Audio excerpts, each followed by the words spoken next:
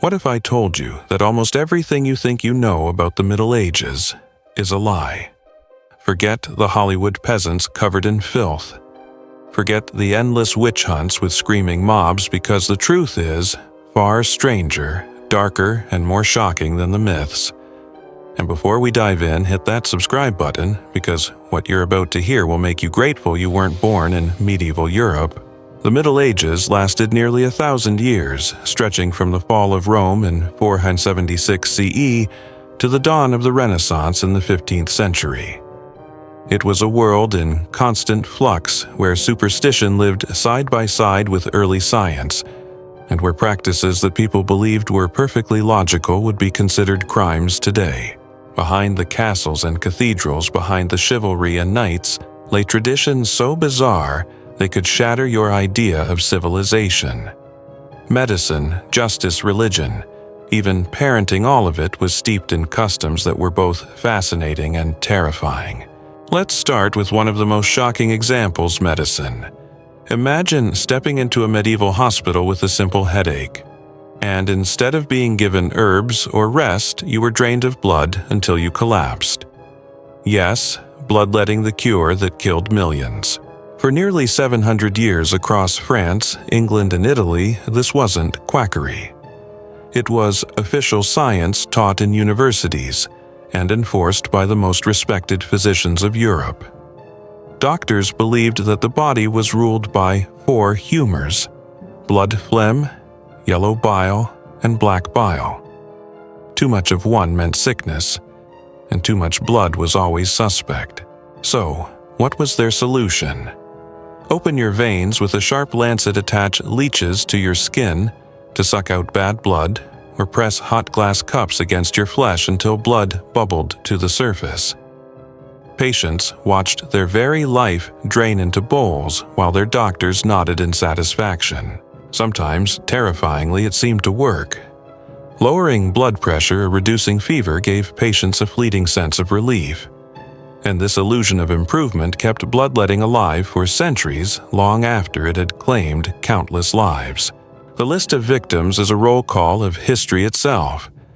In 1685, King Charles II of England suffered a stroke. His doctors drained nearly 2 pints of blood, desperately hoping to save him. Instead, they sent him faster to his grave. Even George Washington, more than a century later, lost almost 40% of his blood in less than 24 hours. His infection didn't kill him, his cure did. What's most chilling is that these weren't fringe cases. This was mainstream medicine, defended by scholars taught at Europe's first great medical schools and trusted by kings. To refuse bloodletting would have seemed foolish, even dangerous. The very cure that promised salvation became the silent executioner of an entire civilization. And that's only the beginning. Because if medieval medicine could kill you while trying to save you, just wait until you hear what passed for justice. Trials by fire, by boiling water, and by combat, all in the name of God. But before we get there, let's pull back the veil on another shocking myth: the so-called witch hunts. When you picture the Middle Ages, chances are you imagine villagers screaming at women accused of witchcraft, dragging them to the stake while priests look on. But here's the twist: real medieval Europe barely hunted witches at all. In fact, the Catholic Church of the early Middle Ages often condemned witch hunting as pure superstition. A council, as early as the year 785, banned punishing women for supposedly flying with the devil, dismissing it as pagan nonsense. So, where did the bloody stereotype come from? Not the medieval era, but the so-called Age of Enlightenment. Between 1550 and 1650, long after the Middle Ages ended, Protestant territories went on witch-hunting frenzies, executing tens of thousands. Germany alone killed between 20 and 25,000 people for witchcraft. Scotland executed another 4,000. These were not peasants in the Dark Ages, they were judges, scholars, and monarchs of the Renaissance, supposedly the Age of Reason. The irony is brutal. Protestants spread propaganda painting medieval Catholics as ignorant witch-burners when in reality it was their own courts that spilled the most blood centuries later. History's most infamous witch hunts weren't medieval, they were modern. But if the witch hysteria is mostly myth, that doesn't mean medieval justice was merciful. On the contrary, it was far more terrifying because the courts believed God himself would decide your guilt. Welcome to the nightmare called trial by ordeal. Imagine standing in front of a crowd accused of a crime you didn't commit. You're handed a glowing hot iron and told to carry it 9 feet. Days later, priests examine your burns. If they heal quickly, God has declared you innocent. If they fester, you're guilty and you'll soon be dead. Or, worse, they bind your hands and throw you into a river. Sink to the bottom and you're innocent but drowned. Float to the top and you're guilty, hauled out only to be executed. It was a lose-lose game with your soul on the line. Other ordeals forced the accused to plunge their arms into boiling water or fight to the death against their accuser. Each test was designed not to reveal truth, but to terrify people into confessing crimes they never committed. Fear itself became the justice system. For more than 400 years, Europeans trusted this madness as divine judgment. It only ended in 1215 when Pope Innocent III banned priests from participating. Without the church to bless the pain, the system collapsed and trials slowly shifted toward evidence and juries. But by then, thousands had already burned, drowned, or bled for God's justice.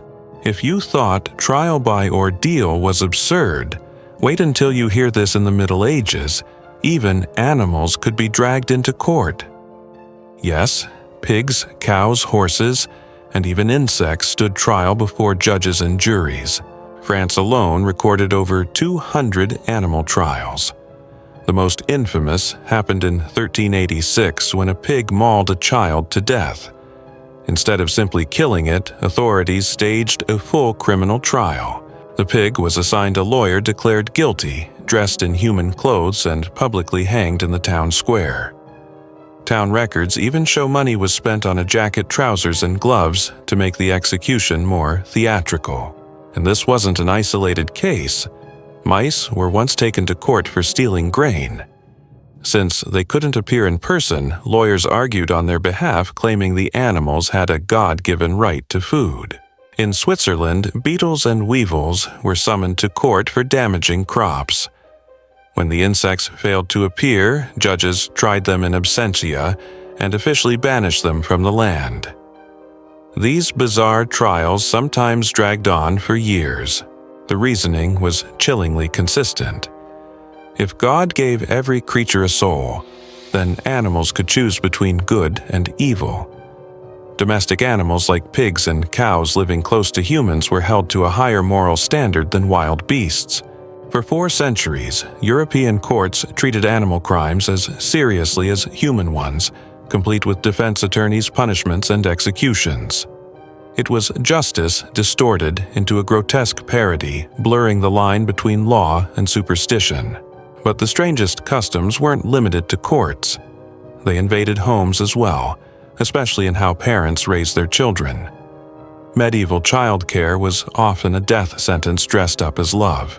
Between 20 and 50% of children died before their 5th birthday. Parents, desperate to keep their babies alive, relied on medical advice that turned out to be catastrophically wrong. Wealthy families hired wet nurses, but they didn't choose based on health. Manuals instructed them to pick women of virtuous character, even blonde hair believing morality and appearance passed through milk. Poorer families fed babies deadly mixtures of wine honey or cow's milk, convinced they were strengthening their infants when in fact they were poisoning them. One of the most shocking practices was how medieval parents swaddled their babies. They believed that if a child's limbs were allowed to move freely, they would grow crooked and deformed. The solution was to wrap infants so tightly in cloth strips that their arms and legs were pinned against their bodies like tiny mummies. For months, newborns lay immobilized, unable to stretch or even breathe deeply. What parents saw as protection was in truth slow suffocation. The results were devastating. Babies developed circulation problems, twisted joints, and breathing difficulties. Many were left weak before they even had a chance at life. Yet to their families, swaddling was not abuse, it was love. They thought they were ensuring strong, straight bones. The tragedy of medieval childcare lies in this contradiction. Acts of affection often became instruments of suffering. Hygiene added another layer of danger. Bathing infants was seen as risky, even harmful. Parents feared that water would weaken a child's fragile skin or open pores to dangerous air. So, instead of warm baths, babies were rubbed with salt wine or even ashes. Dirty cloths were left unchanged for days because frequent cleaning was thought to spoil a child's toughness. What we now know as basic care was in their eyes a threat: teething, colic, and sleeplessness. The eternal problems of babies were met with terrifying remedies. Some infants had their gums rubbed with honey mixed with animal fat. Others were given syrup laced with opium to quiet their cries. Yes, opium. The very substance that would later destroy entire generations was fed to infants in cradles. Many simply never woke up again. Parents did not see it as poisoning, they saw it as mercy. It is important to understand medieval parents loved their children. They mourned when they died, they prayed desperately when they were sick. But high mortality was so common that it shaped their very relationship with life. Many refused to name a baby until it survived its first year. Infant death was expected, woven into the rhythm of society, and that acceptance blinded them to the causes they themselves created.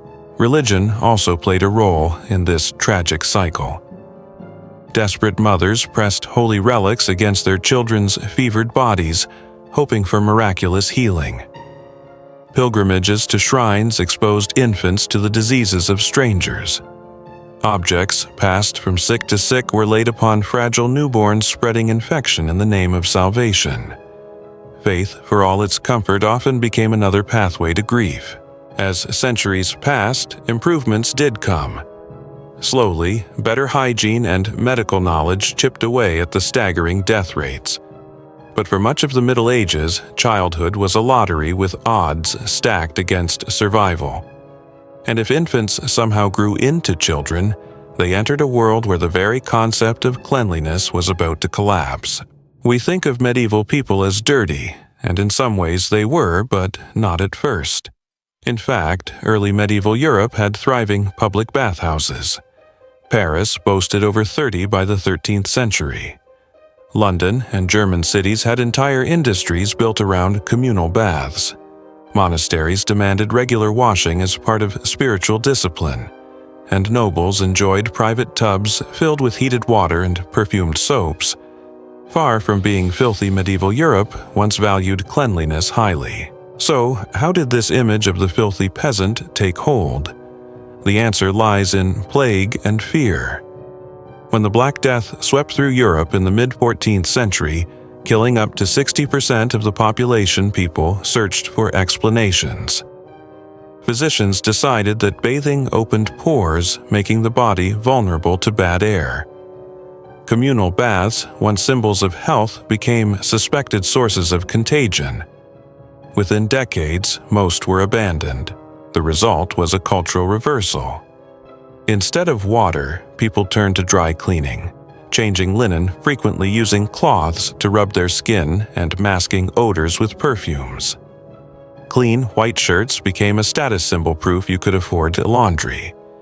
Meanwhile, hair was rarely washed. Wigs and hats concealed filth, and saints who never bathed were celebrated as holy examples. The truth is, astonishing medieval people were cleaner than those who came after them. It was Renaissance Europe, not the so-called Dark Ages, that truly drowned in dirt.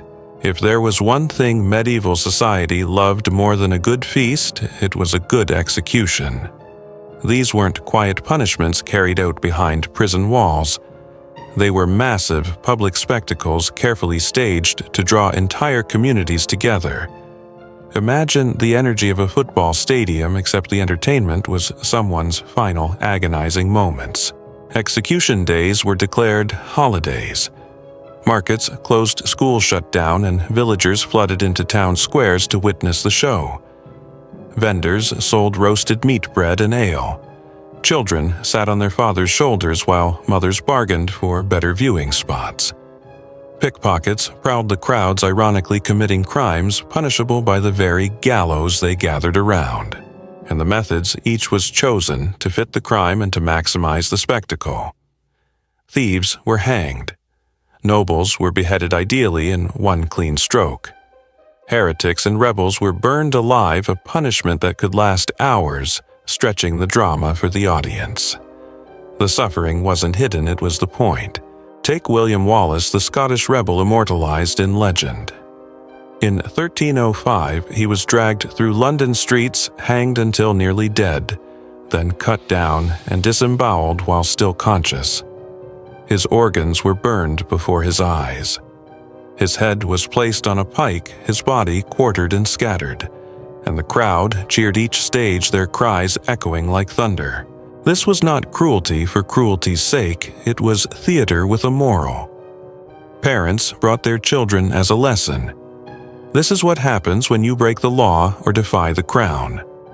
Teachers organized trips so students could watch justice being served. Executions were considered education as much as entertainment. Executioners themselves became celebrities. A skilled headsman who ended life in a single stroke earned respect and sometimes applause. But clumsy ones who needed 2 or 3 swings were booed, pelted with food, even attacked. The audience demanded not just death but performance quality. Justice had to be dramatic. Souvenirs added another grotesque layer. Pieces of rope used for hangings were sold as lucky charms. The clothes of the condemned were auctioned off. Vendors even peddled relics supposedly tied to famous deaths, though most were fakes. Death itself was commodified, turned into profit, while the condemned became unwilling actors in a blood-soaked carnival. For nearly 8 centuries, public executions were the glue of society. They reinforced authority, created spectacle, and gave the masses both fear and entertainment. But as time passed, the pendulum swung. By the 18th century, people began to see them not as moral lessons but as grotesque barbarity. What once was celebrated began to disgust. Yet while death was being turned into theater in the streets, the church was running its own performance of salvation, a system that turned forgiveness into business.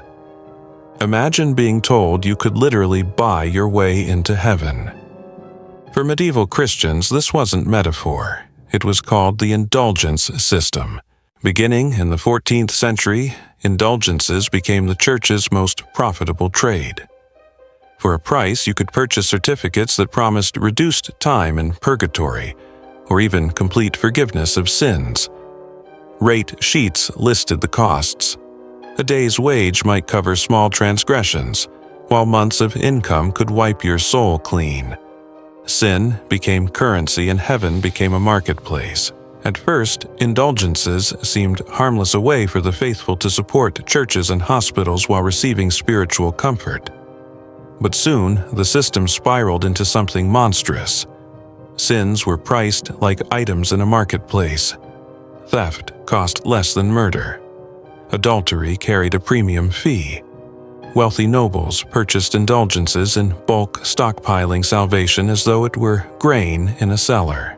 Pope Leo X pushed the system to its limits, using indulgence sales to fund the construction of St. Peter's Basilica.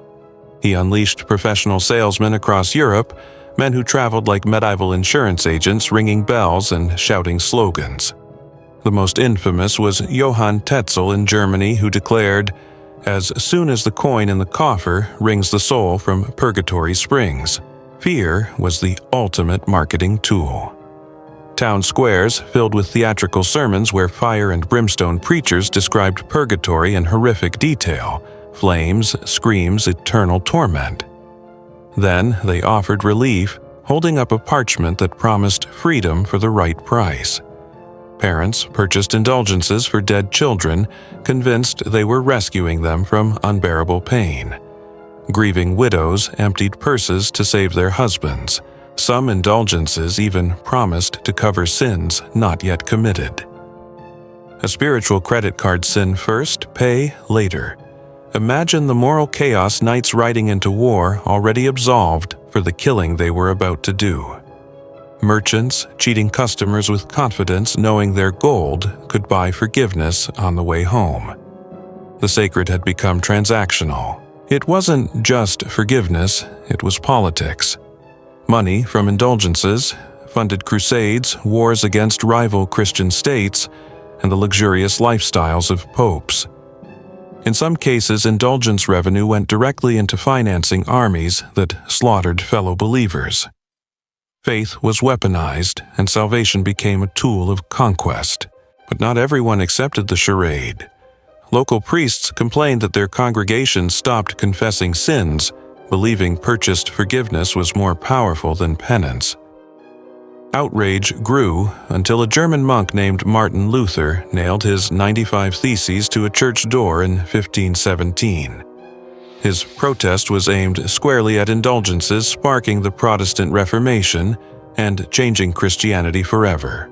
For more than 2 centuries, indulgences turned the church into the most successful spiritual marketplace in history. They promised divine mercy, but delivered corruption and resentment. It was a reminder that in the Middle Ages, even heaven had a price tag. But not all fears came from the church. Some descended from the sky itself. To a medieval mind, the heavens were not empty space, they were God's billboard. Every eclipse, every comet, every strange light was a message of doom.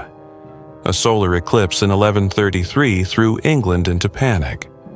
Chroniclers wrote that the sun's disappearance foretold the death of King Henry I, and when he died 2 years later, people were certain the sky had warned them.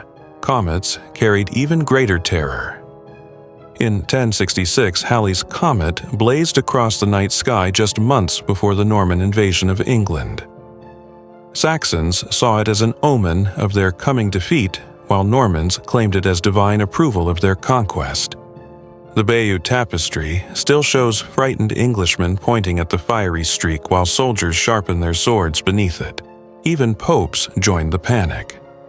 In 1456, when a comet flared so brightly that it haunted the sky for weeks, Pope Calixtus III officially excommunicated it, declaring it an agent of the devil. Bells rang in cathedrals. Special prayers were recited, all in an attempt to drive away a celestial enemy. To medieval eyes, the heavens themselves could turn hostile without warning. Lunar eclipses terrified medieval villagers just as much as comets. When the moon turned blood red, they didn't see shadow and light, they saw demons devouring the heavens. Whole towns rushed outside to bang pots, ring bells, and shout prayers, desperately trying to scare away invisible monsters. For them, every eclipse was a battle for survival. Auroras. The northern lights struck even deeper fear.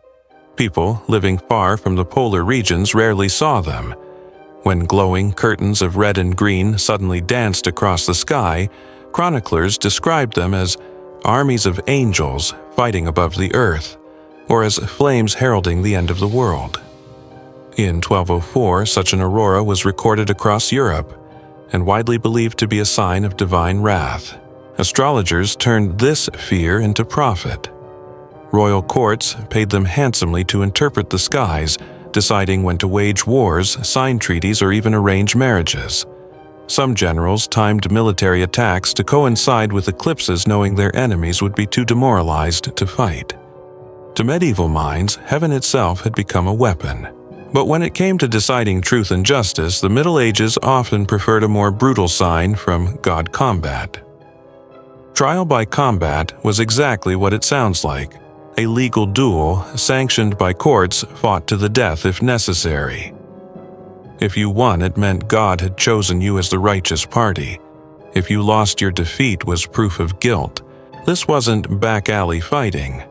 These were official ritualized events complete with martials' rules and massive crowds. The most famous occurred in 1386 in France, when Knight Jean de Carouge accused Jacques Legris of assaulting his wife. With no clear evidence, King Charles VI authorized a duel to settle the matter. The stakes were terrifying. If Carouges lost, his wife would be burned alive for making false accusations. Thousands packed into the Abbey of Saint-Martin-des-Champs to watch. The two men fought on horseback, with lances, then on foot, with swords and daggers. In the end, Carouges killed Legris, and his wife's innocence was declared by divine judgment. The rules of combat were elaborate. Nobles and commoners had different rights. Women could not usually fight, but were allowed to appoint champions who swore oaths to defend their honor. Professional duelists even made careers as hired champions, fighting not for truth, but for payment. Justice was for sale. Once again, wealth determined righteousness. Over time, the contradictions became impossible to ignore. Skilled fighters could win even if guilty. Weak or elderly defendants stood no chance even if innocent. The Church began to question whether God really intervened in such violence. By the 15th century, trial by combat was seen as barbaric, and most of Europe abandoned it. And yet, for more than 600 years, Europe lived under the belief that truth could be proven by pain blood or brute strength. It was a world where medicine drained life instead of saving it, where justice tortured the innocent, where animals were tried in court, and where the heavens themselves were feared as hostile messengers. The lesson is unsettling. Medieval people weren't stupid or cruel. For the sake of cruelty, they were human, working with the knowledge and fears of their time. To us, their practices seem insane. But one day, our descendants may look back at our own modern science and justice with the same horror. The real question isn't how bizarre the Middle Ages were. It's whether we too are living by truths that will one day be judged as madness.